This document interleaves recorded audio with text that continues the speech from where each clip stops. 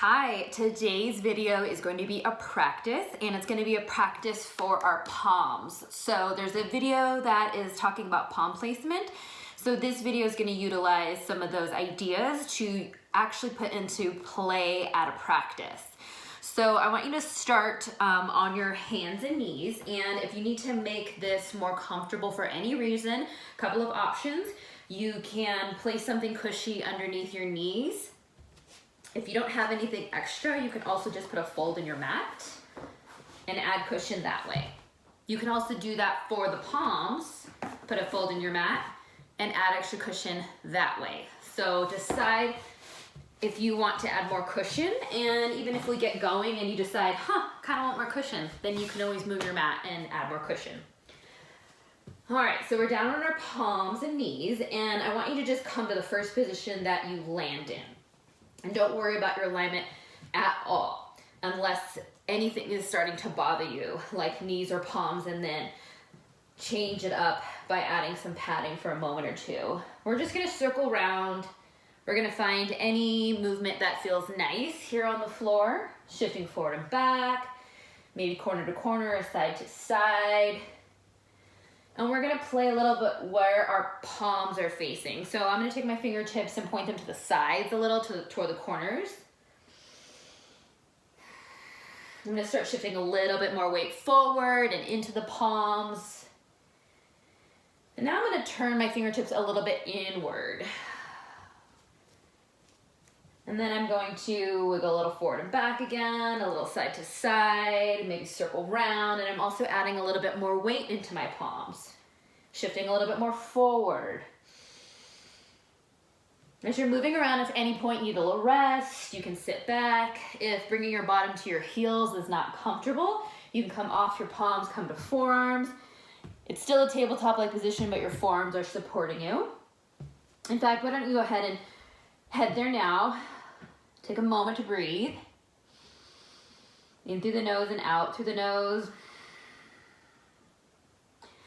And then clasp up your fingers and give a little wiggle there. Whether you can come up to the elbows and give a wiggle, or if you keep your forearms down on the ground, you're still just kind of wiggling through your palms a little.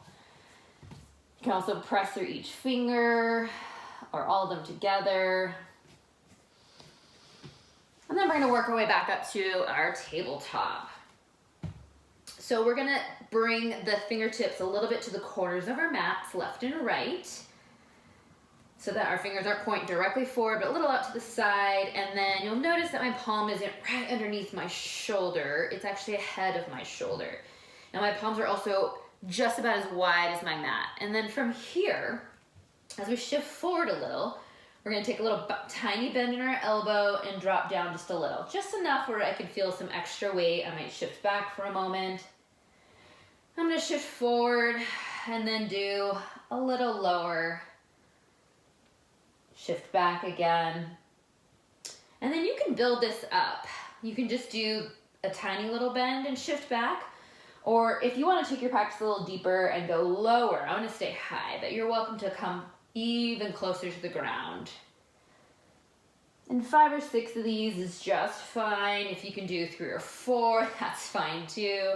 Eventually you'll sit back and you'll send your fingertips towards the ceiling, keeping your palms, the edge of your palm down. So right about where your wrist is, that part of your palm is gonna stay down, fingers go up.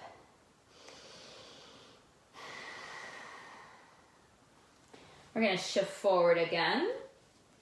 And this time we're gonna add some weight into just the right palm. It might be nice to bring it a little bit more close towards your center, and you can still keep that little space in the crease of your wrist by keeping your palm ahead of you instead of right underneath your shoulder.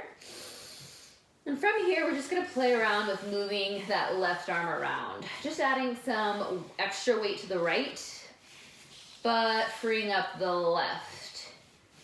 And if it feels solid and you can keep your core steady and your shoulders steady, then maybe you lift that arm up and move it around a little. You can even turn your palm up and down. And if at any point you need to come back to the mat, just come back to the mat.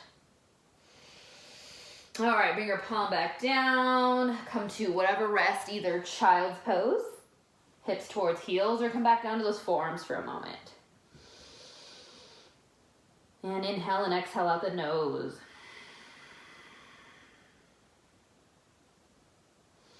We're gonna switch it to our second side. So come back to your tabletop. And my left palm is gonna be a little bit more towards the center now.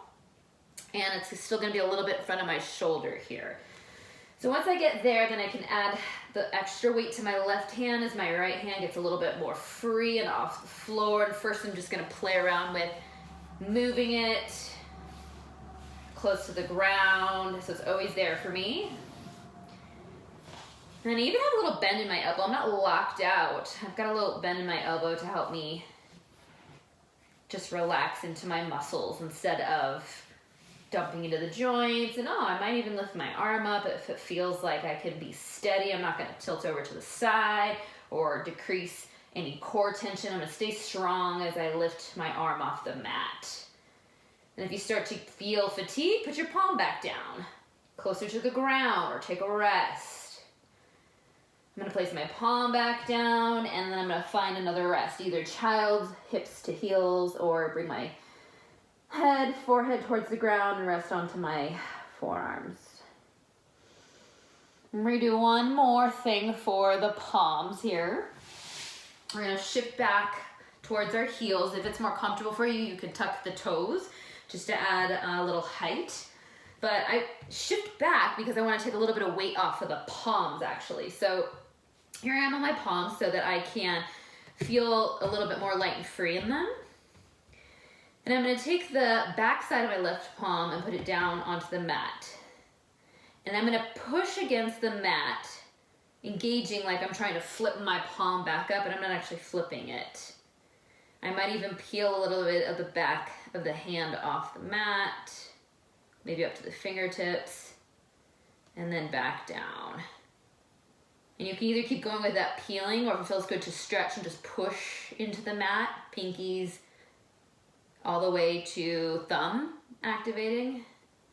Eventually I will flip it over, give it a moment, maybe twirl it around, flick it.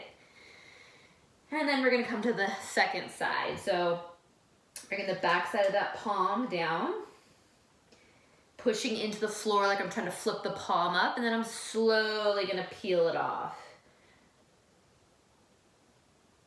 This is why having your weight back is useful, because you can go nice and slow, and you can add weight or take away weight by kind of shifting forward and back.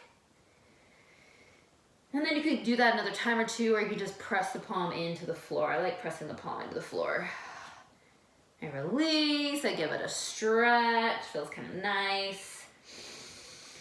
And then I'm gonna go in essence in the opposite direction. So I'm gonna take my palms and peel them the other way. So the bottom of my palm is gonna peel off. So you can do this with both hands or one at a time. I'm gonna do it twice. So you can do both at the same time or just one at a time. I'm gonna do my left first. I'm gonna slowly start to peel just the edge of my palm up.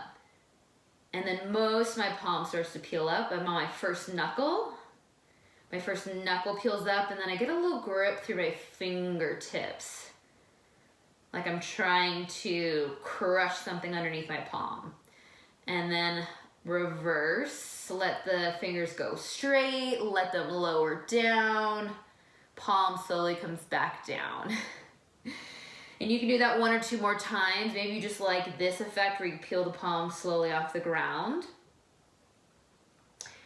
And then you can go to the second side. So again, taking your time to peel just the bottom of the palm, and then the palm itself to the first knuckle. Then the fingertips come up, and you can come back down, or you can get that grip like you are trying to squeeze a softball. Maybe that's a good size for you. You'll slowly let the fingers go long, drop back down to that first knuckle, and then the whole palm. And then maybe you just give a little lift or two to both of them.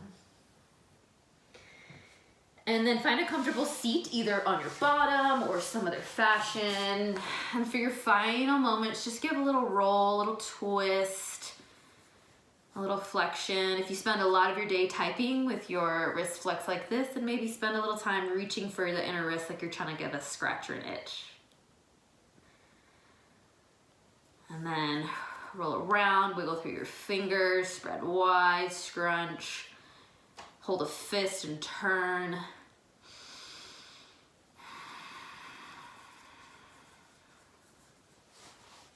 Hope you enjoyed this little palm practice. If you start on the floor and it's not working out for you, you can always do this at the wall as well. And you can even do it with your palms on a chair. That way you have even less weight shifting forward, but you can get the sensation of being over your palms. If you have any questions, reach out. If you have an idea for a video, let me know. I have lots of them, but I wanna press play, hit record for the things that you wanna learn about too. Thanks for watching.